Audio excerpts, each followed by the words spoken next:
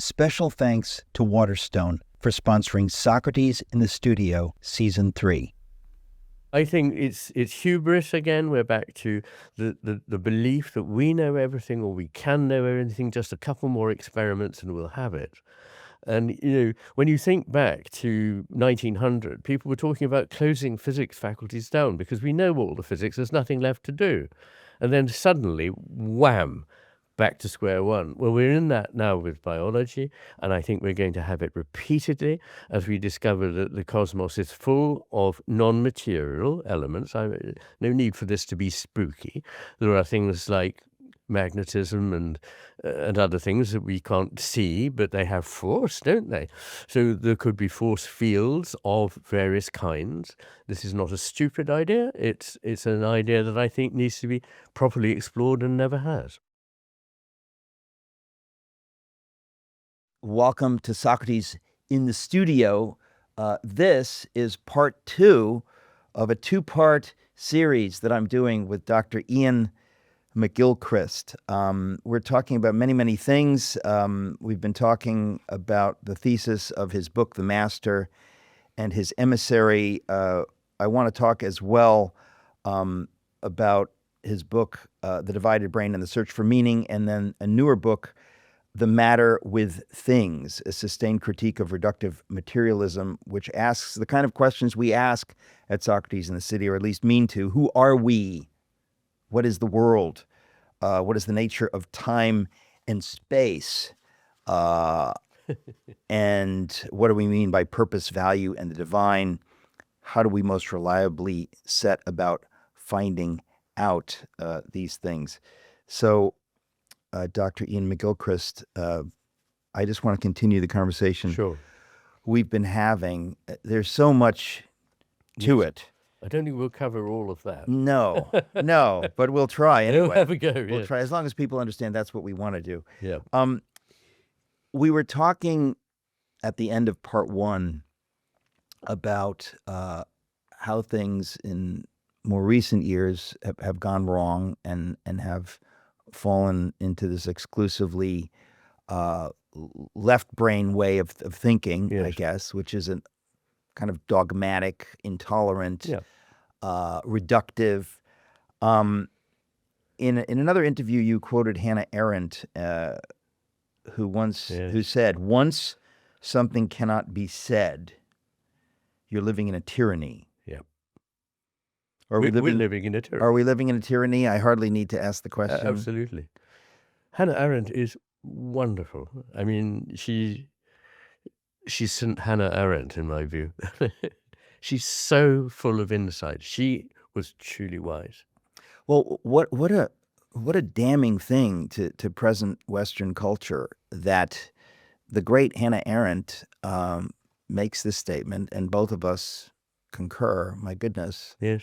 we're living in a tyranny. Yeah. What do we do about that? Any thoughts on whether there's a way out of the current tyranny? Well, a strategy might be the wrong thing, but I'm a great believer in human resilience and in the fact that when things get really bad, we are energized to do something about them. And I think they're now reaching such a pitch of stupidity that now people are beginning to say, no, sorry, this is all nonsense. We don't want any more of this. We're going to think in a much more mature, full, rounded, decent way than we have been taught to think recently about the planet, about one another, about the cosmos, and what it all means. And I'm a great believer in re-establishing the idea that there is meaning in our lives. We don't have to find it and paint it on. There is meaning there if we can simply open our eyes to it. I think most people know that innately, but we have lived in a culture that has said that has really sneered at that idea, or that has given a very parochial definition to meaning. Yes. But this is where we come back to the idea of reductive materialism, which is the philosophy of, or was, the philosophy of science until about 1910. And in 1910, the physicists discovered it doesn't work like that. Newtonian mechanics is, But only the physicists discovered that. Pretty much only the only the physicists discovered physicists. that. I mean, we And still have a lot of yeah, people in science operating in a scientistic, in reductive there's materialist. the irony that David Bohm pointed out, that very soon we would have the physicists saying that the inanimate universe is far too subtle and complex to talk about without involving consciousness. And the science of life will be saying that consciousness, it's just a mechanism, and it probably doesn't exist, according to some. So, which is, of course, a self-refuting statement. But anyway, the point I want to make is that science has got used to the idea that we find out what something is by taking it apart to find the simplest bits and then putting them together to build the whole. And that's because the only things that we have made, our machines, are made from parts into wholes. But what actually pre-exists around the Earth that we're inhabiting, and I believe in the cosmos, are not machines. Nothing is mechanical.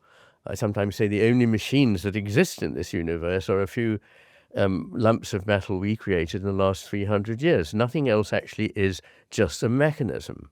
Physics is not a mechanism. Chemistry is not a mechanism. Biology is not a mechanism. You can find mechanisms at a very micro level. It's like if you see a very complex chart of a complex system in which it simply cannot be predicted. The point about a complex system is that the future is not foreclosed.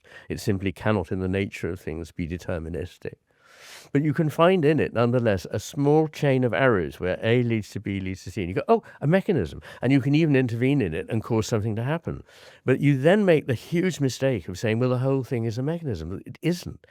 There are tiny patches of mechanism within a vastly complex system which is non-reducible. And science, we think, or a lot of people think, science has told us, because this is vox pop of science, science has told us that there is no meaning and there is no purpose and there are no values. We make them up. But science can actually do no such thing, because science starts from a very reasonable basis that it is not going to take into account either purpose or value. It's going to leave those out. And it's entirely entitled to do so. And it's not stupid of it to have done so. But the one thing it can't do at the end of it is say, oh, we didn't find any meaning or purpose, because they actually rule those out from the start. And I rather like C.S. Lewis's comment, in fact, about something else, but it's similar, that it's rather like a policeman stopping all the traffic in a street and then solemnly writing in his notebook, the silence in this street is very suspicious. Well, it's the link, I think, between your two books, The Master and His Emissary, and the one that we've begun talking on now, whose title I've at least written down, if I can't remember it, the Matter with Things. I just want to explore this idea that a scientistic view of the world that says there's only matter, and that's all we need to concern ourselves with, it really rules out even the concept of wisdom. It does. And I'd like to point out that this is not a scientific point of view. No. It is scientism, which is a kind of almost like a religious dogma, and a scientist should be open to the idea that there are things that are not material in this universe, and physicists have known this for a very long time. Biologists are beginning to. I'm having some wonderful conversations with Mike Levin, who's a developmental biologist, who is asking all the really important questions like, where are the patterns, the forms, the three-dimensionally complex forms that govern the nature of any organism? If you think just about the human brain, during pregnancy, on average, for 9 months, 250,000 neurons, new neurons, are generated every minute, 250,000.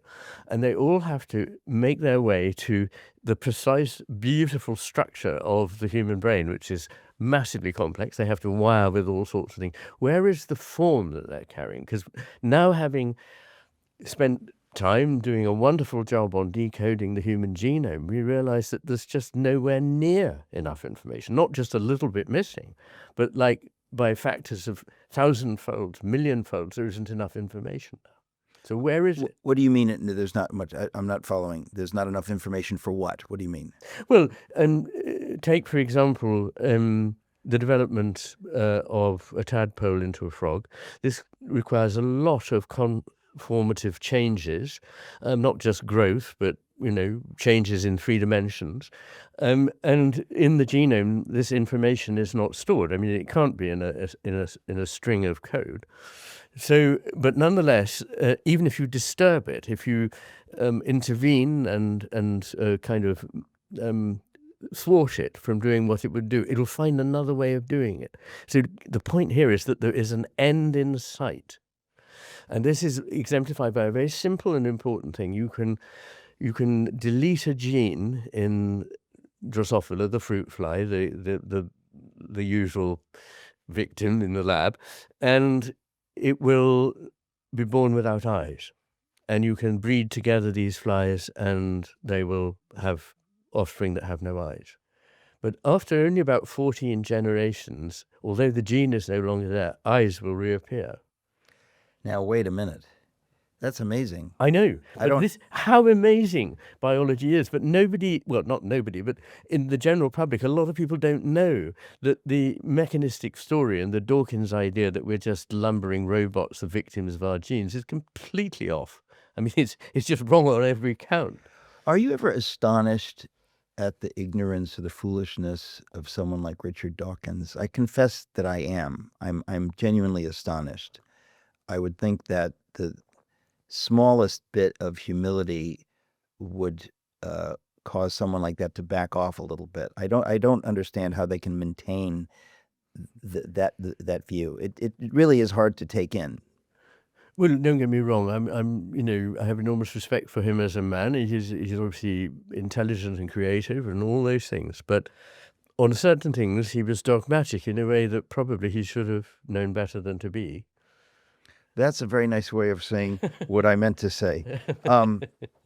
Well, but that idea, it contradicts itself almost immediately. I mean, I've written about this, and he praises music.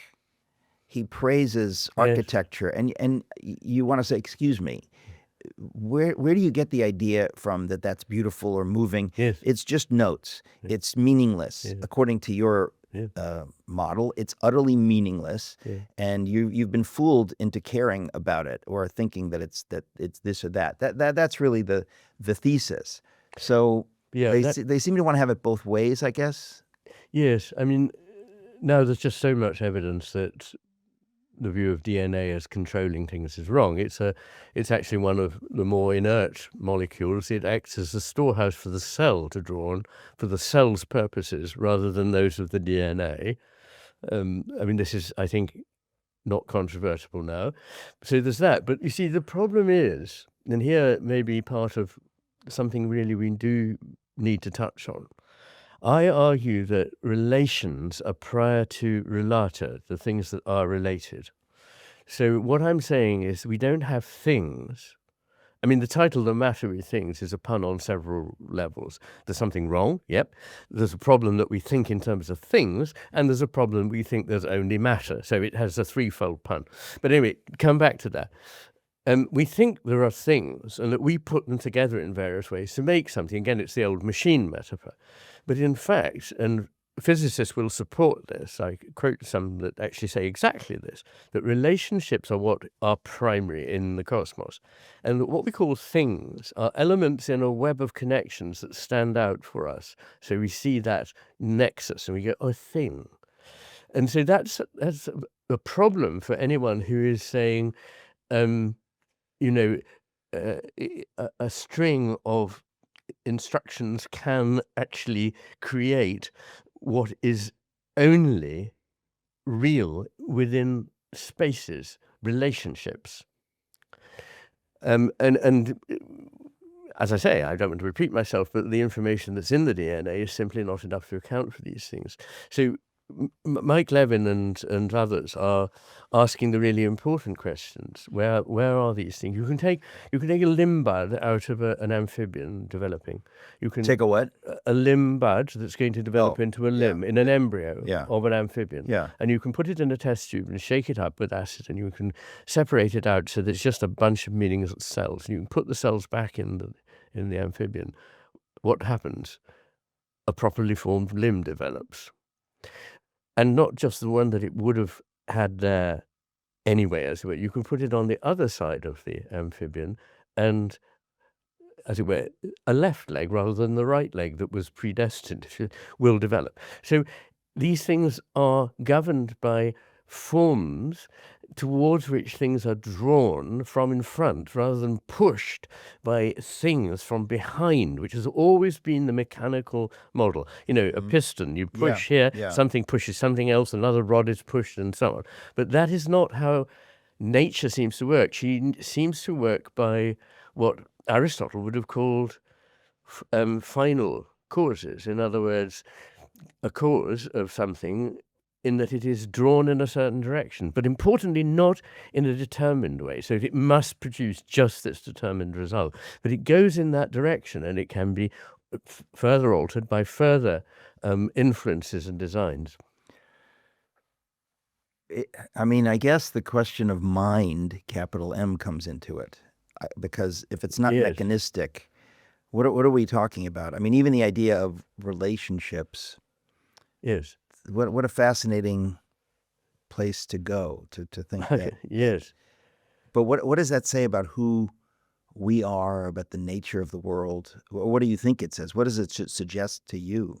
Well, I think it suggests an answer to the question why we're so incredibly impoverished and depressed. Not physically impoverished, but mentally and spiritually impoverished.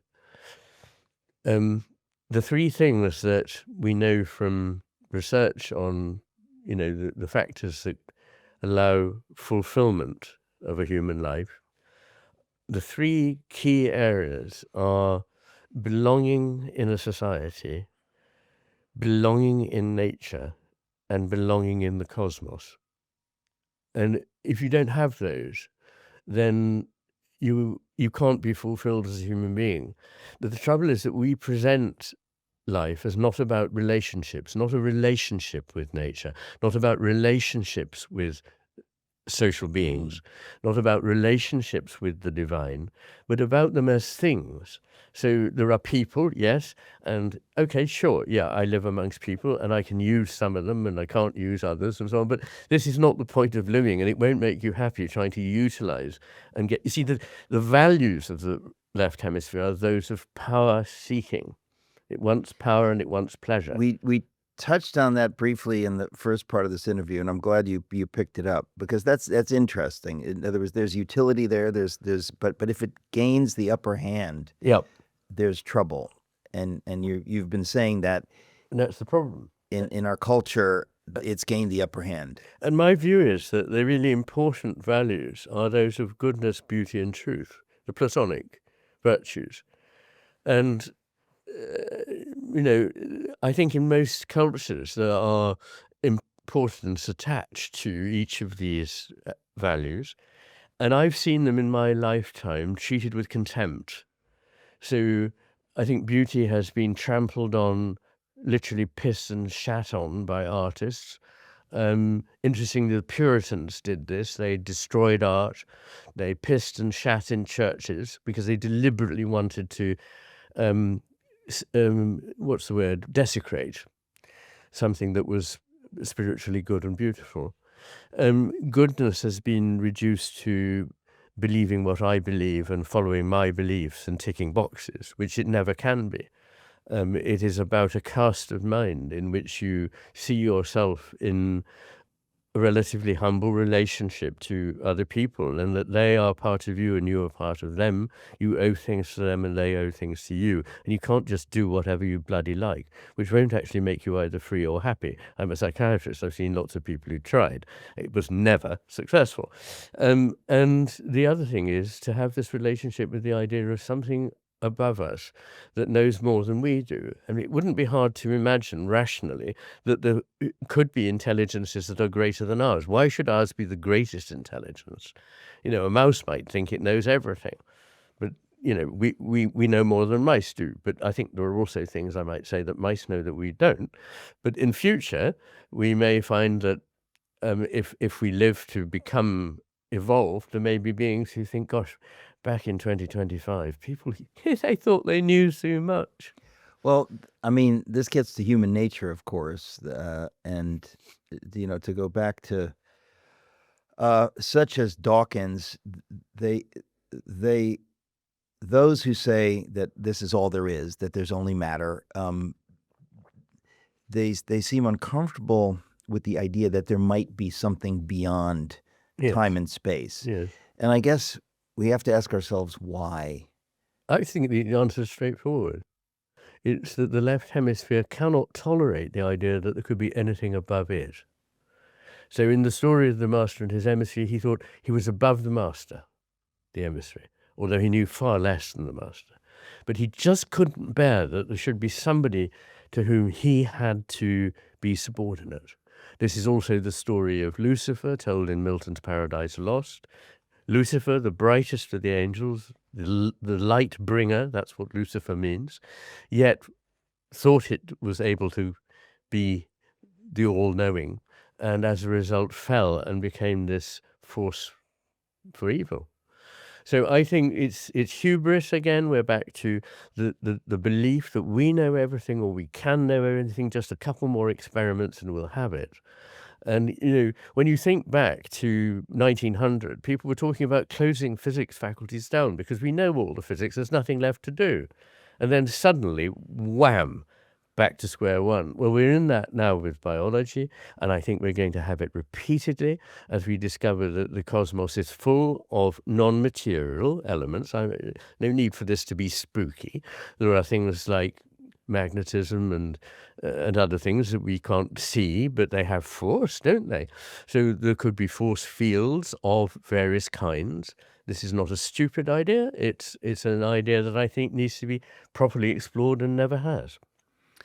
Well, when we talk about, the classic reductionist view, the materialist view says that the brain is all there is. In other words, that there's no such thing as mind or consciousness, or they act as though consciousness just, if you get enough brain power, you get to consciousness. Yeah, excuse me, how? Well, we know you can't, but they seem to act as though Yes. at some point. Yes. I mean, the way they talk about AI today, it Yes. strikes me as though they Yeah. what is AI? I mean, AI is just more computing. It's just more powerful computing. But they act as though there's like a kind of a shift into some other thing. And I don't. I have a view on that. Yeah. In the 18th century, they started to have talking heads, mechanical heads. They were very clunky and made of brass and so on. And then obviously we've got very, very much better at simulating a human being. But it doesn't matter how far you get towards simulating one, Right.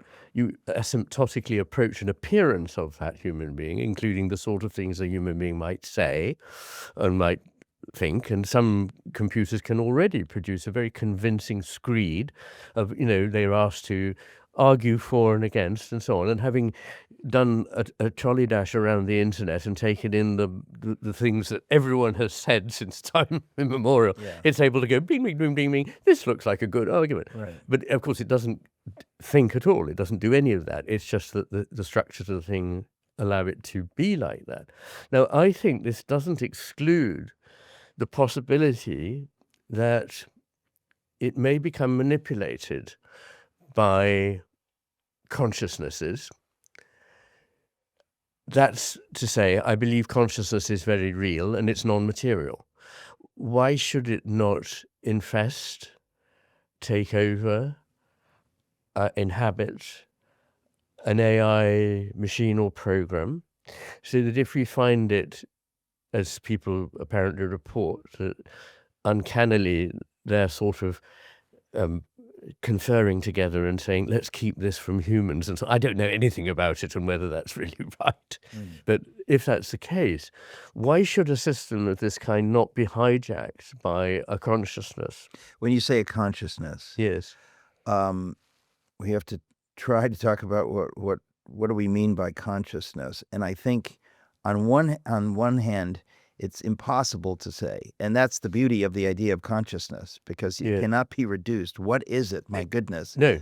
What is consciousness? All you can do is point to it and say, if you haven't experienced it, I Yeah. can't tell you what it is. Yeah. But to get consciousness, I mean, really, actually, it's like talking about life. I mean, if Yeah. you have all these little, Well, it's not quite. It's harder than life. what do you mean harder than that? I think it is possible to talk about life much more easily than to talk about consciousness. No, I don't mean, I mean to talk about creating life. Okay, well, I We think it's can't easier. create life. Well, We can, I don't know about that. No, I don't know about that one at all. I think it's a complicated one.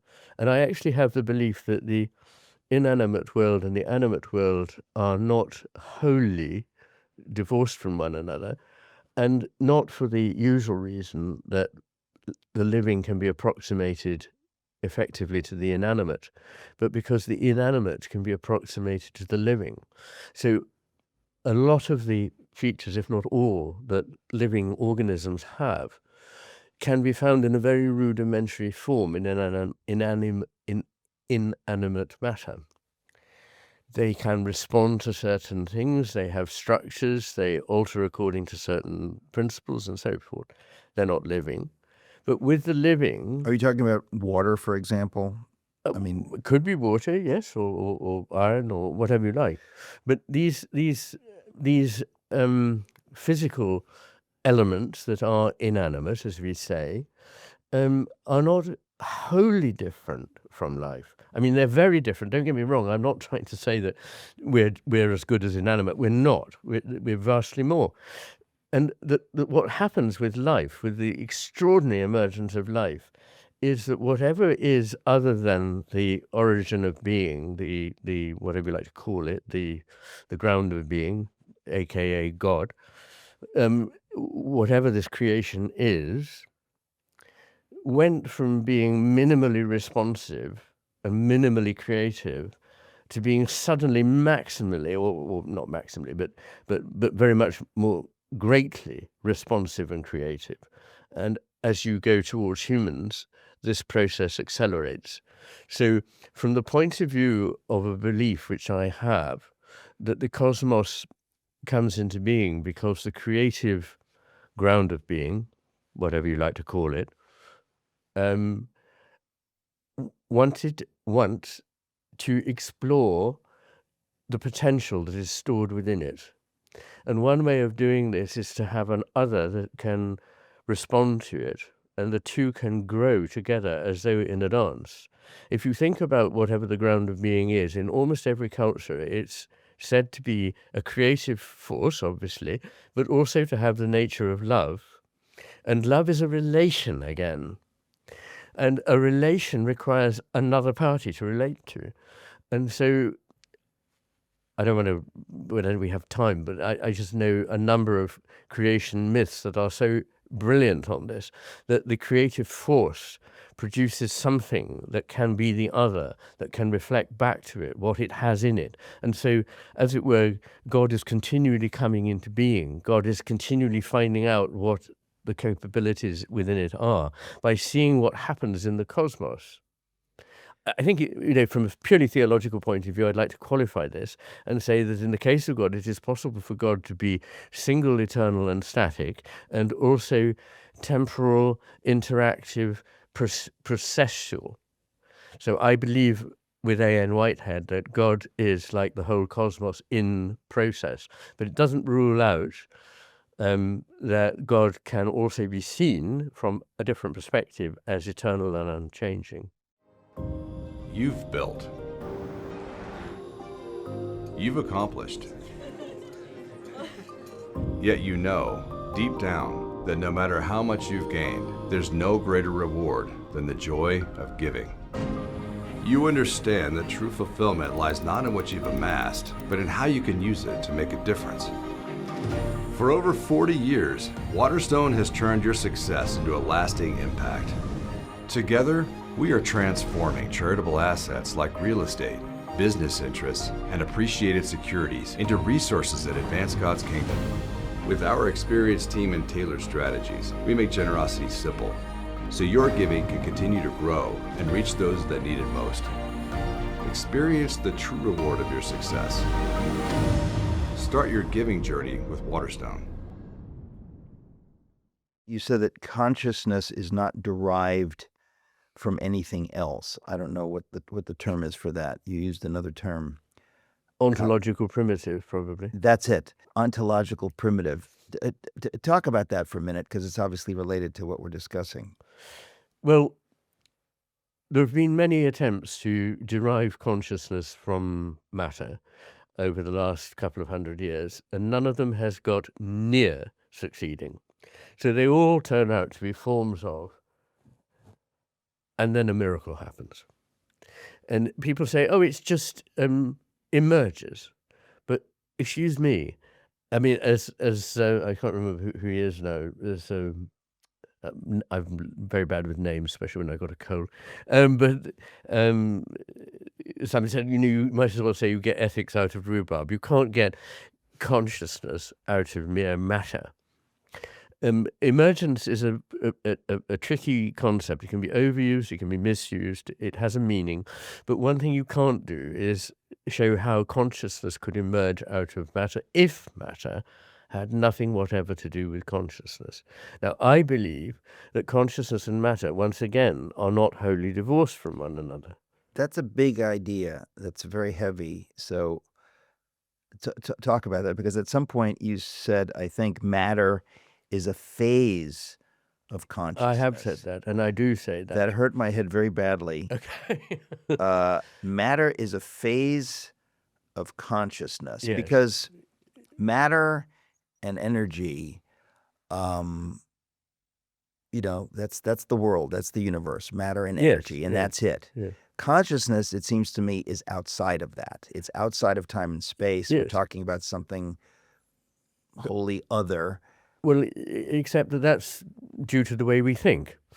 So we make this division, but I'm saying, no, the division is ultimately wrong. Not that the distinction is not incredibly important. I don't want to do away with the distinction. But as often, I think that we rush from making a distinction to saying there's a hard and fast divorce. And I don't think there is here. So let me just backtrack a step. Because I don't think that anybody has the slightest idea how consciousness could come out of matter unless it already had something to do with matter, in which case it doesn't emerge. It's the other story I'm going to tell about it being a phase. But also, just to put something before your viewers and listeners, the theory that somehow it's to do with lots of connections of neurons doesn't hold water. 80% of the neurons in your brain are in the cerebellum, the ancient part of your brain at the back, which does not sustain consciousness. The other 20% are what you think of as the brain, the cerebrum, that does most of, well, no, I'm going to have to get complicated there, so let me not do that. But so just let's stick with simplicity. 80% of the neurons in the cerebellum, no consciousness. 20% of neurons in the cerebrum, consciousness. How does this happen? No obvious explanation, but people might say, well, we think it's to do with connections.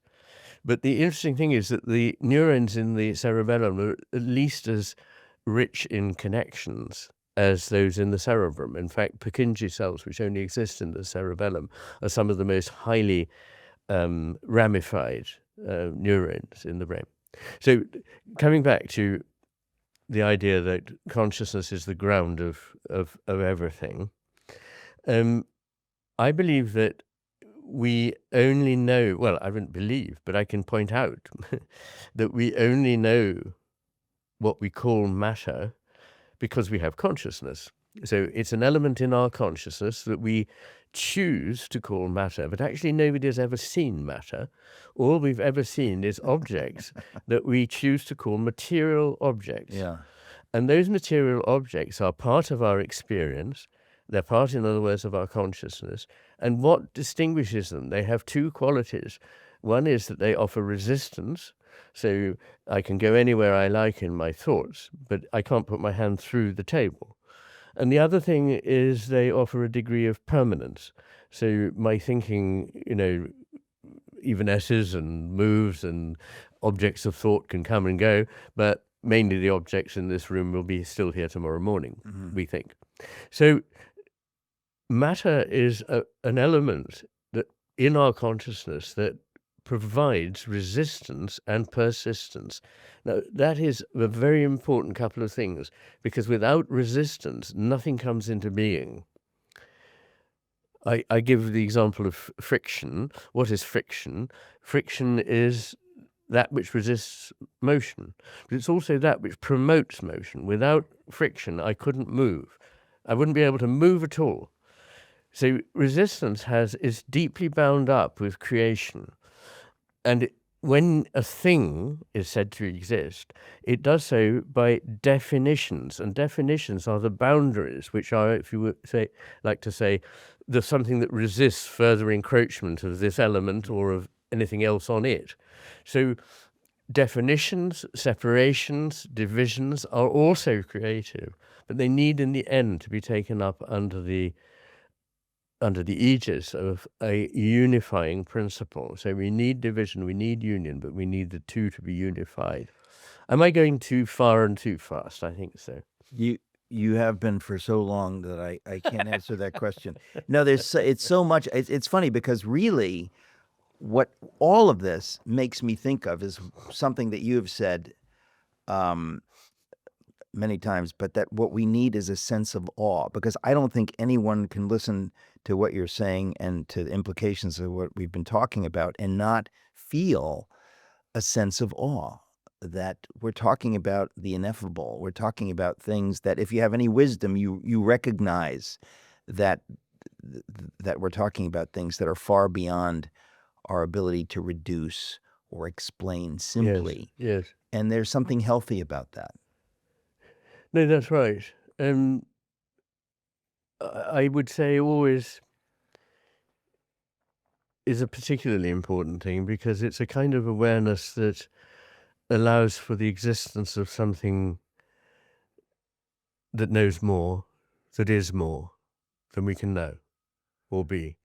Now, that attitude of mind, I think, is enormously fruitful, both for imaginative exploration of what is real, for philosophy, but also obviously for the spiritual life. I think it enables us to frame things in a humbler way, which is often, again, rather like my saying that resistance is actually creative.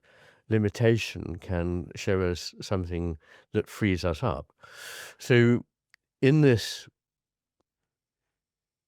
world we live in at the moment, if there were three things I think we don't have enough of, one is awe, another is humility, and the third is compassion.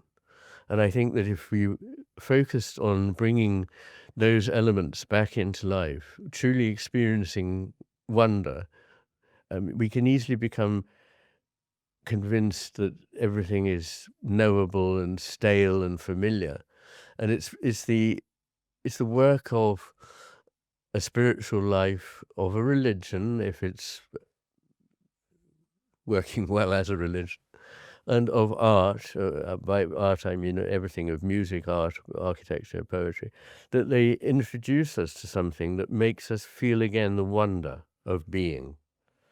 And to become anesthetized to the wonder of being, the very fact that there is something rather than nothing, and that it has the extraordinarily beautiful forms that it has when you stop and look at it, is to have lost so much richness in life that it's not surprising that people go around saying, oh, I don't know, it all has no meaning, and I feel like I might as well end my life. Yeah. Well, it sounds very Chestertonian, what you're saying. I mean, many have said it, but but that sense of wonder, childlike wonder, uh, it's really that's a big part of what it is to be wise, is to wonder, to be humble enough to wonder. I think so. And C.S. Lewis talks about that, as well, that the childlike sense of wonder, Yes. the most mature human being would hope to have that, would hope to would Yes. aspire to have a childlike sense of wonder in one's latter years. I sometimes say that there's knowing, and then there's unknowing, which you have later. And that unknowing is like the unknowing that you started with, but transformed. So you go from Yeah. ignorance through knowing to an unknowing in which you accept that what you know is not the last word. And so for awe and wonder, Christ said, except you become again as little children. But he didn't mean that you become, his teachings, the burden in a way that he placed on us was to be enormously responsible beings, except that he could lighten the burden for us. But he didn't mean that we should become childish. He meant that we should become, again, in wisdom, able to perceive what it is that a child can see and that we have lost through our arrogance. You said a little while ago that it seems that things have gotten so bad that many people, and I've said that, as much in the last few years, that things have gotten so unbelievably bad that in some ways, or for some people, it's a great blessing, because it has helped them finally to wake up Yes. to the badness, to say, Yes. yes, this is bad. I don't want to be here. No. If something's wrong, let's try something else. And it seems to me that we're in a moment, at least as I see it, that there is a hunger There is. for much of what you've been talking about that was not there even a few years ago. You're absolutely right. And I know it from experience of people writing to me and talking to me. And it is, again, that resistance, what is negative, we think, can be positive, can be creative.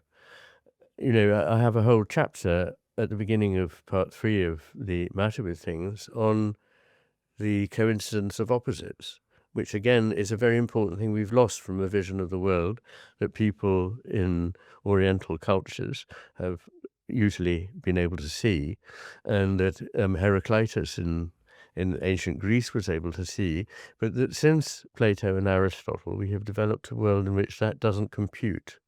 The thing and its opposite can't be true, but they really can be. And Niels Bohr, one of the greatest physicists of all time, said that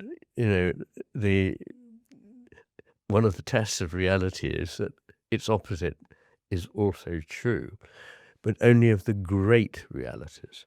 So, if you ask me, did I have milk in my coffee this morning? There's only one answer: yes, I did. It can't be true also that I didn't. But when you come to the really big things, and he was dealing with the really big things in physics, and I think we are now talking about the really big things in the world of phenomenology, of spirituality, then a thing and its opposite can share a nature, or can complement one another, or can help revivify one another. So there's a sense in which the worse it gets, the better it gets. Yeah. We'll leave it there. Really a joy and a privilege to speak with you, Dr. Iain. Well, thank you very much. I'm very befuddled by a cold. I feel like I've been utterly inarticulate. You certainly don't sound befuddled or inarticulate. Okay. It really. There's so much I wanted to say, but it's been a joy. Well, I must say that you've written these books. I know. The Matter with Things, Yes. and before that, The Master and His Emissary. Perhaps I should just say the whole title of The Matter with Things.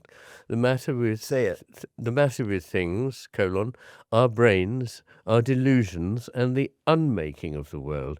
Because, of course, the title of the other one was The Making of the Western World. And I'm now talking about how we are unmaking the world. We are no longer living in the world. We're living in a simulacrum of the world, of our own making, like a virtual world, which has none of the qualities of the fully real world. Anyway, There we go. There we go. There we go. Thank you Thank you very much. Thank you. Thank you, Eric.